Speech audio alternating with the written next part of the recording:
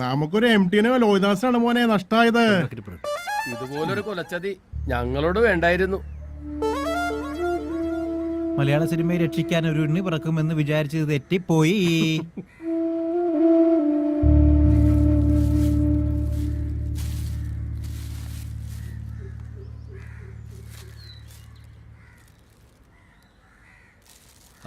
എല്ലാവർക്കും ആഗ്രഹങ്ങളുണ്ടാവും. എനിക്കും ഉണ്ടായിരുന്നൊരു കൊച്ചു സിനിമ മോഹം. പക്ഷെ ചിലർക്ക് ശരിയാവും, ചിലർക്ക് ശരിയാവില്ല എന്നൊരു കൊച്ചുമിടുക്കം പറഞ്ഞില്ലേ, അതാ ശരി. എനിക്ക് ശരിയായില്ല. എന്നെ വേദനിപ്പിച്ചിട്ട് നിങ്ങൾക്കൊരു സുഖം കിട്ടുന്നില്ല, അതിലെനിക്ക് സന്തോഷവും. അത്രയെങ്കിലുമൊക്കെ എനിക്ക് ചെയ്യാൻ പറ്റുന്നുണ്ട്.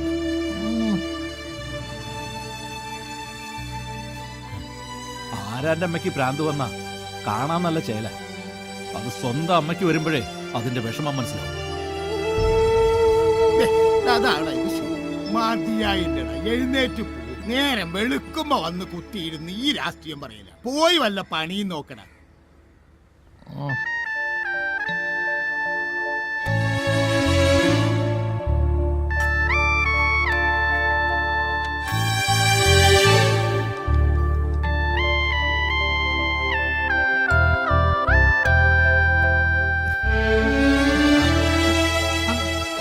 ഞാൻ ഈ സ്ക്രിപ്റ്റ് ഫുള്ളായിട്ട് വായിച്ചു. വീണ്ടും ഒന്നുകൂടെ വായിക്കുക. കലക്കനായിട്ടുണ്ട്. ഇതാരെഴുതിയതാ? ആരായി കൃഷ്ണനുണ്ണി? അത് ഞാൻ തന്നെയാ. എന്റെ തൂലികാനാമമാണ് കൃഷ്ണനുണ്ണി. ഒന്ന് പോ ചേട്ടാ. ഇത് കഴിവുള്ള ആരോ എഴുതിയതാ. അക്ഷരം കണ്ട എനിക്കറിയാലോ. അതെ, സംഗതി എങ്ങനെയുണ്ടെന്ന് പറഞ്ഞാ മതി. അപ്പം തിന്നാ പോരെ കുഴിയെണ്ണണോ? എനിക്ക് എഴുതാൻ അറിയില്ല എന്നുള്ളത് സത്യമാ. വായിച്ചാൽ നല്ലതാണോ ചീത്തയാണോ എന്ന് തിരിച്ചറിയാനുള്ള കഴിവൊക്കെ എനിക്കുണ്ട്. ഞാൻ വായിച്ച് നല്ലതാണെന്ന് തോന്നിയതുകൊണ്ടാണല്ലോ നിന്നെ കൊണ്ട് വായിപ്പിച്ചത്. നീ പറഞ്ഞ സ്ഥിതിക്ക് എന്റെ കണക്കൂട്ടിൽ തെറ്റില്ല എന്നുള്ളത് എനിക്ക് ബോധ്യമായി. അതെ, ഈ കഥ നമ്മുടെ ജീവ അഭിനയിച്ച ഒരു സൂപ്പർ ഹിറ്റ് ആവില്ലേ? ഒന്ന് സംസാരിച്ചൂടെ? എടി, അവന്റെ തിരക്ക് എന്താണെന്ന് നിനക്കറിയാവോ? 5 വർഷത്തേക്ക് ഡേറ്റ് ഇല്ലാന്നാ പറയണേ. കൂടെ പഠിച്ചത് മാത്രല്ലല്ലോ, അക്കാലത്ത് ഒരുപാട് സഹായിച്ചിട്ടുള്ളതല്ലേ. പിന്നെന്താ പറഞ്ഞാല്?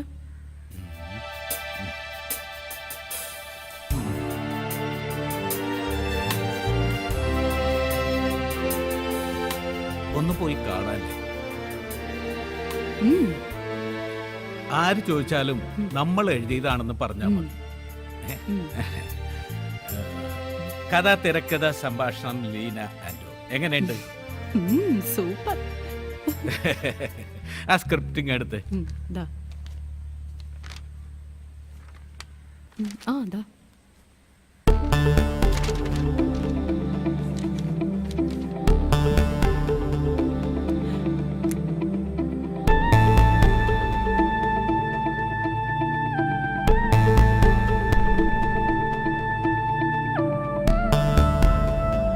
എങ്ങനെയുണ്ട്?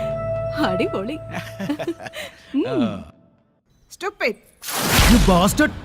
എന്നാ നീ പറഞ്ഞത്? സ്റ്റുപ്പിഡെന്നോ? മീൻചന്ത കടപ്പുറത്ത് ഊളപ്പിള്ളേർക്ക് ചില്ലിക്കാശിന് വേണ്ടി ഉടുമുണ്ടി ഉറിഞ്ഞു കൊടുത്ത കടപ്പുറം മേരി മിസ് മറിയമായതിന്റെ കഥയൊന്നും എന്നെ കൊണ്ട് പറയിപ്പിക്കരുത്. പറഞ്ഞാൽ നീ നാറും. നീ പൂശിയിരിക്കുന്ന ഊതുകൊണ്ടൊരു കുളമുണ്ടാക്കി അതിൽ നീ മുങ്ങിക്കുളിച്ചാലും നിന്റെ ആ നാറ്റം പോയില്ല മേരിക്കുട്ടി. ഞാൻ ഒരുപാട് കഷ്ടപ്പെട്ട് നല്ല രീതിയിൽ സമ്പാദിച്ചുണ്ടാക്കിയ പണമാ. അതിൽ നിന്നൊരു അണാ പൈസ നിന്നെ കൊണ്ട് ഞാൻ തീറ്റിക്കില്ല മേരിക്കുട്ടി. മര്യാദയ്ക്ക് എന്റെ കണക്ക് തീർത്തോളണം ഇന്ന് തന്നെ. ഇനി ഒരു തവണ കൂടി എന്നെ വരുത്തിക്കരുത്. നീ വന്നാൽ നിന്നെ ഈ ഭൂലോകത്തുനിന്ന് എന്നെ പറഞ്ഞയച്ചിട്ടേ ഞാൻ പോകൂ. എന്നെ തടയാൻ നീ തീറ്റിപ്പോറ്റുന്ന ഈ തടിമാടന്മാർക്ക് 10 ജന്മം തപസിരുന്നാലും സാധിക്കില്ല മിസ് മേരിക്കുട്ടി. അപ്പോ പറഞ്ഞ പോലെ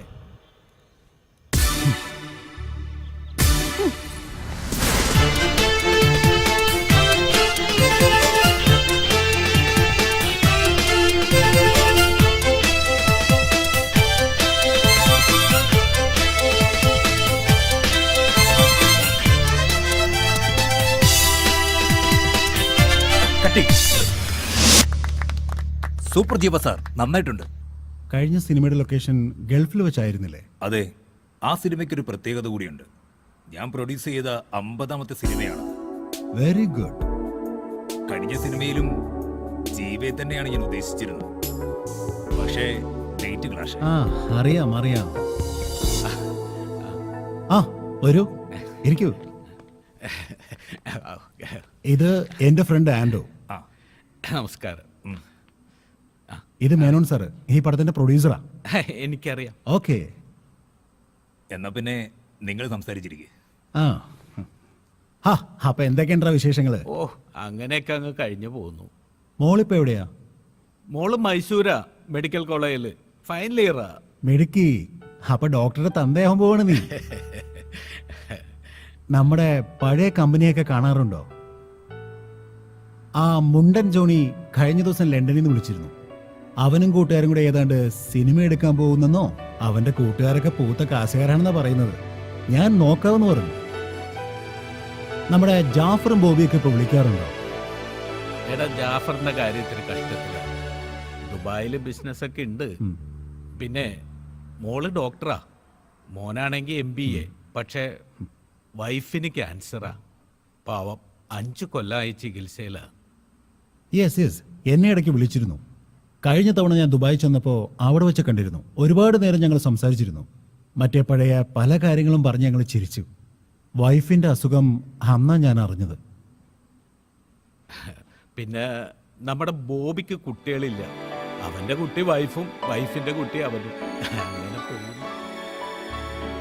ഇന്നലെ നീ വിളിച്ചപ്പോ എന്താ കാര്യം ഞാൻ ചോദിച്ചില്ല. എന്താ വിശേഷിച്ച്? ഞാനൊരു സ്ക്രിപ്റ്റ് എഴുതി. സ്ക്രിപ്റ്റോ? പഠിക്കുന്ന കാലത്ത് ഒരു പ്രേമലേഖനം പോലും എഴുതാൻ അറിയാത്ത നീ സ്ക്രിപ്റ്റോ? കൊള്ളാം. ഞാൻ തനി എഴുതിയതല്ല, എന്റെ വൈഫും ചേർന്ന് എഴുതിയതാണ്. അവള് നേരത്തെ ചെറുകഥയൊക്കെ എഴുതുന്നു, നിനക്കറിയാലോ. ആ. നീ ഇതൊന്ന് വായിക്കണം. ഓ ഷുവർ.